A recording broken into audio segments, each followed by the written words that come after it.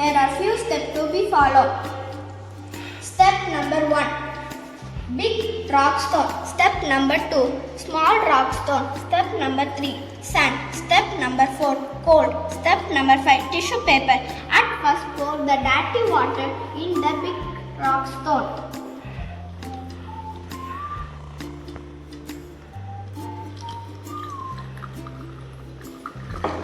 And it passes to small rock stone. It absorbs big dust particles.